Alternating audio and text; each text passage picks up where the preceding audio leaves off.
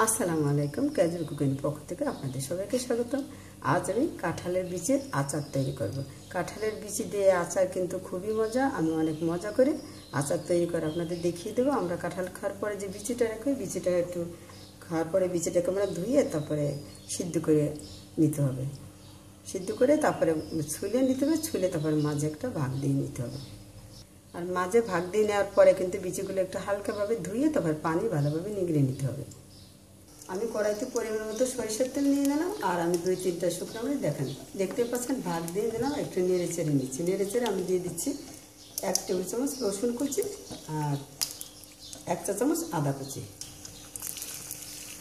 দেখতে পাচ্ছেন শুকনো মরিচ, আদা কুচি আর রসুন আমি একই সঙ্গে ভেজে নিলাম। আর দিয়ে দিলাম 1/2 চা চামচ জিরা, আস্ত জিরা। দিয়ে দিচ্ছি পিউরি, টমেটো পিউরি আর আমের পিউরি। দিয়ে দিচ্ছি 1 টেবিল চামচ তেঁতুল গুঁড়া। আমের পিউরি আর টমেটো পিউরির উপর অলরেডি আমার ভিডিও আছে, লিঙ্ক ডেসক্রিপশন বক্সে দেওয়া আছে, চাইলে আপনারা দেখুন। এবার আমি দিয়ে দিচ্ছি পরিমাণ মতো হলুদ আর স্বাদ অনুযায়ী লবণ আর 5 ফোড়ন ভেজে তারপর 1 চা চামচের মতো 5 ফোড়ন দিয়ে দিচ্ছি। আর স্বাদ অনুযায়ী আমি দিয়ে দিচ্ছি লাল মরিচের গুঁড়ো আর 1 চা চামচ চাট মশলা দিয়ে দিচ্ছি। এই চাট মশলা তৈরি করে কিন্তু আমার অলরেডি ভিডিও আছে, লিঙ্ক ডেসক্রিপশন বক্সে দেওয়া আছে, চাইলে আপনারা দেখে নিতে পারেন। চাট মশলাটা দিয়ে যদি আপনারা এই আচারটা তৈরি করে নেন তাহলে কিন্তু আরও বেশি ঘেরানো আর মজা হবে। একটা তেজপাতা কিন্তু আমি দিয়ে দিলাম, ভাগ দিয়ে দিলাম একটা তেজপাতা, ছোটো একটা তেজপাতা দিয়ে দিলাম। 1 টেবিল চামচ সরিষা বাটা দিয়ে দিলাম। আমি সাদা সরিষা বাটা দিয়ে দিলাম, আপনারা কালো সরিষাও দিতে পারবেন। সরিষা দিয়েও কিছুক্ষণ আমি কষিয়ে নিলাম। এবার আমি দিয়ে দিচ্ছি। আর এরকম কিন্তু আপনার মশলা পরিমাণ এরকম হবে, একটু আপনার মশলা পরিমাণ বেশি হবে কিন্তু এই আচারে। দিয়ে দিচ্ছে কাঁঠালের বিচি। দেখেন একটুও পানি নাই, কিন্তু পুরোপুরি পানি আমি শুকিয়ে নিয়েছি। 1 টেবিল চামচ আমি ভিনেগার দিয়ে দিলাম। আচারটা এরকম কম তাপে রেখে রেখে আপনারা বানিয়ে নেবেন, তাহলে কিন্তু কাঁঠালের যতটুকু পানি আছে শুকিয়ে দেবে আর আচারটা অনেক সময় মজা হবে। আর আচারটা হবে কিন্তু ঝাল আর টক।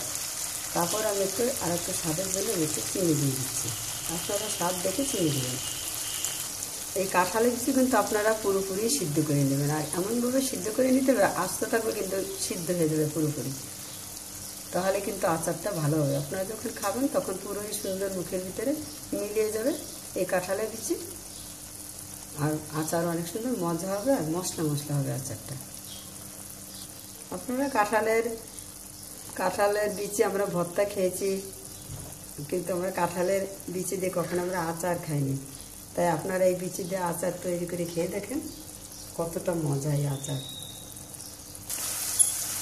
দেখেন এই কমটাতে রেখে রেখে কিন্তু আচারটা তৈরি করে নিচ্ছি। আর মাঝে মাঝে এভাবে নেড়ে দিতে হবে যাতে তলাতে লেগে না যায়। আপনাদের হাতের কাছে যদি তেঁতুল না থাকে তাহলে আপনারা কিন্তু পিউরি দিয়ে আর লেবু দিয়ে কিন্তু আপনারা আচারটা তৈরি করে নিতে পারেন। আর পিউরি যদি আপনাদের না থাকে তাহলে যদি আপনাদের কাঁচা আম সংরক্ষণ করা থাকে তাহলে আপনারা কিন্তু সংরক্ষণ করে কাঁচা আম ছোটো ছোটো করে কেটে তারপরে আপনারা এই আচার তৈরি করতে পারবেন সংরক্ষণ করে আম দিয়ে আর লেবু দিয়ে। এবার আমি দিয়ে দিচ্ছি 1 টেবিল চামচ লেবু রস দিয়ে দিলাম। লেবু পানি দিয়ে হালকাভাবে একটু নেড়ে ছেড়ে দিলাম।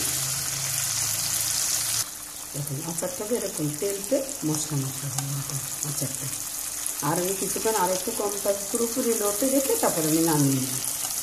আর আপনাদের কাছে যদি তেঁতুল আর কোনো পিউরি না থাকে তাহলে আপনারা যদি লেবু রস দিয়ে করতে চান তাহলে আপনারা লেবু রসের পরিমাণটা একটু বাড়িয়ে দিয়ে তারপরে আপনারা করবেন, এই আচারটা তৈরি করবেন। হয়ে গেল কাঁঠালের বিচি আচার। ভিডিওটা দেখার জন্য আপনাদের সবাইকে ধন্যবাদ। ভালো থাকুন, সুস্থ থাকুন। আমি হাফেজ।